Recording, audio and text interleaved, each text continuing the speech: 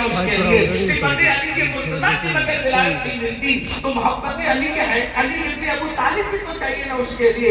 اللہ اکبر. اب وہ 12 صفات کون سی ہیں میں جلدی سے پڑھتا ہوں. مجھے آپ کے کھڑے ہونے کا بھی احساس ہے اور اپنے یہاں سے رخصتی کے ٹائم کا بھی احساس ہے. اللہ کی جو دو صفات کا وہ مظہر بنتا ہے. اللہ کی صفات کے برابر جو کسی کی صفات اس کی ہو بھی نہیں سکتی, لیکن وہ مظہر بنتا ہے خدا کی دو صفات کا. وہ دو صفات کون سی ہے؟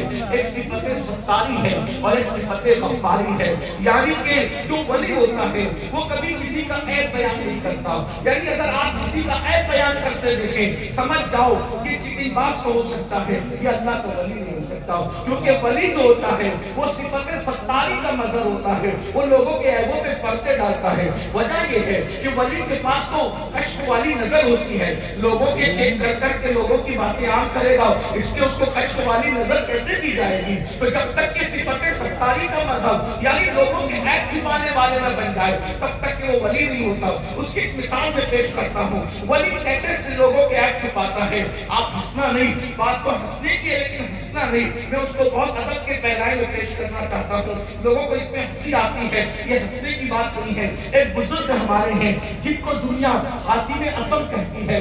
اصم کا مطلب ہوتا ہے بہرا. یہ علماء بھی بیٹھے, طلباء بھی بیٹھے, ان کی بھی توجہ چاہتا ہوں.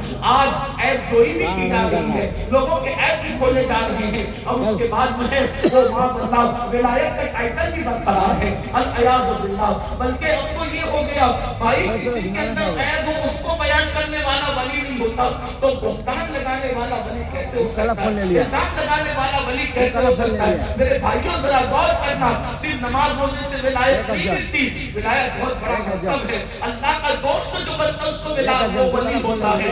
آپ کو بتاؤں اہلِ غیرِ نتو خیرے کو آپ اپنا دوست نہیں بناتے. اللہ کسی اہلِ غیرے کو اپنا دوست کیسے بنائے گا؟ جس کو دوست بناتا ہے اس کو پھر بہت بڑی صفات عطا کرتا ہے. اللہ اکبر. صفت ستاری کا ولی مظہر کیسے ہوتا ہے؟ اللہ اکبر. حاتم اصم علماء جانتے ہیں اصم کہتے ہیں بہرے کو. کیا کہتے ہیں؟ بہرا. اصم کا مطلب بہرا. ان کو پوری دنیا حاتم اصم کہتے ہیں. اصم کا حاتم بہرا, حاتم بہرا, حاتم.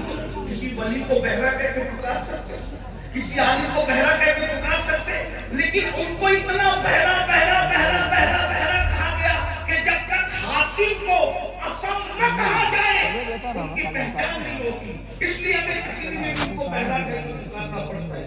وہ بہرے تھے نہیں, بہرے کیسے کہلائے؟ تو بہرا کہلانے کی وجہ یہ تھی, ایک بوڑھی عورت بڑھیا ان کے پاس مسئلہ پوچھنے کے لیے آئی کہ مسئلہ پوچھنا چاہتی تھی. ایسے لوگ آئی تو اس کے پیٹ میں کوئی تکلیف تھی, تو پیٹ میں اس کی گیس بن گئی. تو اب اس نے سوچا اتنے بڑے بزرگ کی بارگاہ میں, اتنے بڑے عالم, اتنے بڑے فقیہ کی بارگاہ میں اگر میں پیٹ کی گیس خارج کروں گی تو اچھا نہیں. تو اس نے دبانے کی کوشش کی, لیکن بڑھاپے کی وجہ سے اس انسان کے کمزور ہو جاتے ہیں, تو نہ چاہتے ہوئے بھی اس کی ہوا نکل گئی.